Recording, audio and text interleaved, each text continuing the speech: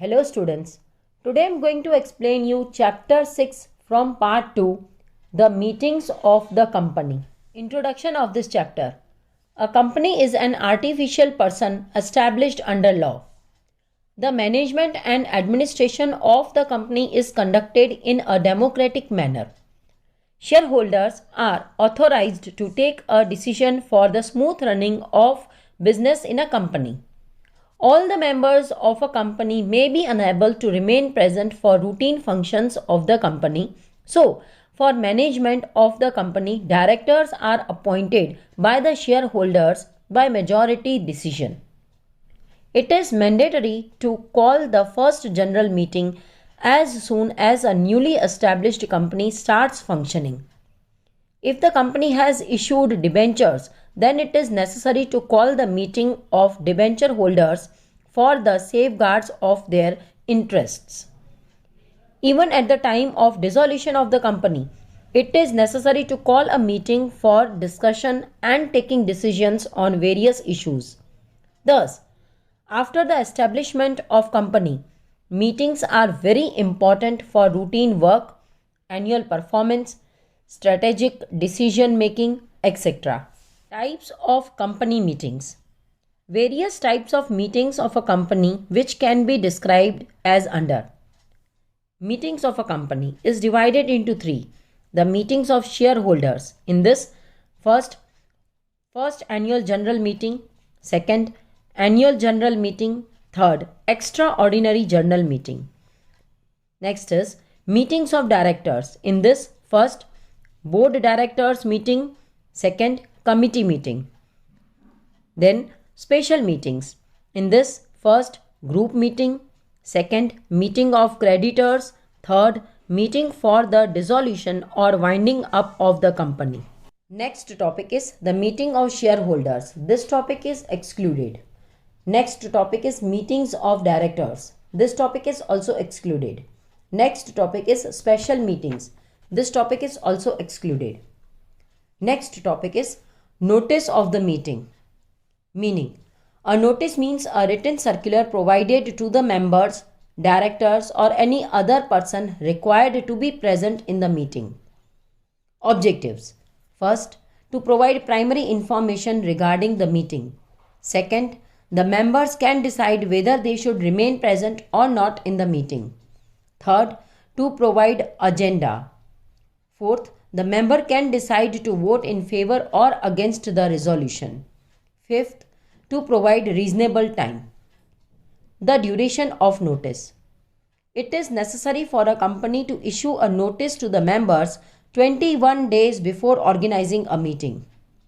A notice can be issued in writing or through any electronic media. The details of the notice. The company should mention the following details in the notice of meeting. First, the date and day of the meeting. Second, venue of the meeting. Third, time of the meeting. Fourth, agenda of the meeting. The powers to issue notice. The directors of the company have power to issue notice regarding a meeting. Whenever the secretary of the company issues a notice, he has to mention by orders of board of directors. If the power are assigned to the managing director of the company, then he himself can issue the notice. If the company law board or the central government call the meeting, then the concerned officer can issue notice on their behalf. The notice of the meeting should be issued to whom, where and how. Notice to whom. In this, first, every member of the meeting is solvent member or the legal representative of the deceased member. Second, the auditors of the company, every director and auditors of subsidiary company. Third, any person who has right to receive such notice. Fourth, if the shares are owned in a joint name, then the first member of the share. Where is the notice sent to? It is sent to the registered address of shareholder as mentioned in company's registered office. How is the notice served? First, by post. Second, by advertisement as public notice in local newspaper. Third, notice can be delivered by hand. The duties of the secretary regarding notice of the meeting. First, to send the notice 21 days prior to the meeting to the eligible members. Second, to prepare a specimen of the notice of the meeting. Third, to send the report of the general meeting with the notice. Fourth, to enclose a copy of annual accounts, auditor's report, chairperson's statement, director's report, copy to the chairman's speech, etc. Fifth, to send an explanatory statement with the notice for extraordinary general meeting. Sixth, to prepare the list of functions which are to be carried out with the approval of shareholders' proposal of resolution. Seventh, any other matter proposed by the chairman. Next topic is agenda. Meaning, the list of the functions to be conducted at a meeting is called the agenda. That means an agenda indicates the serial numbers of the proposed functions which are to be conducted at a meeting. Objectives.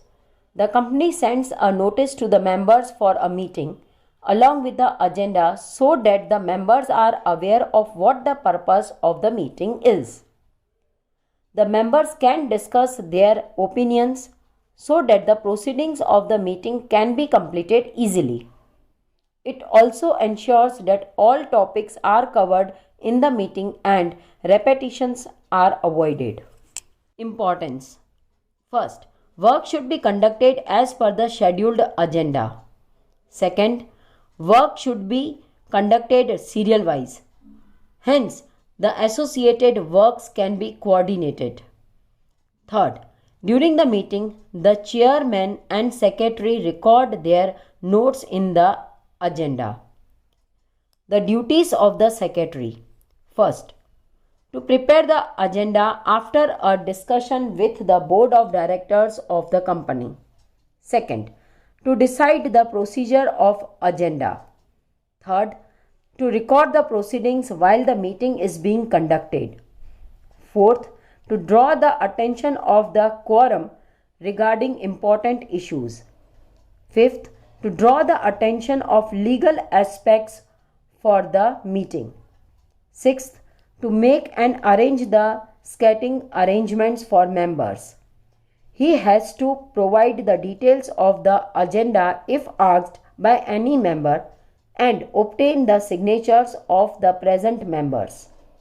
He has to draw the final resolution by making the necessary amendments in the contents and also obtain the approval of the House.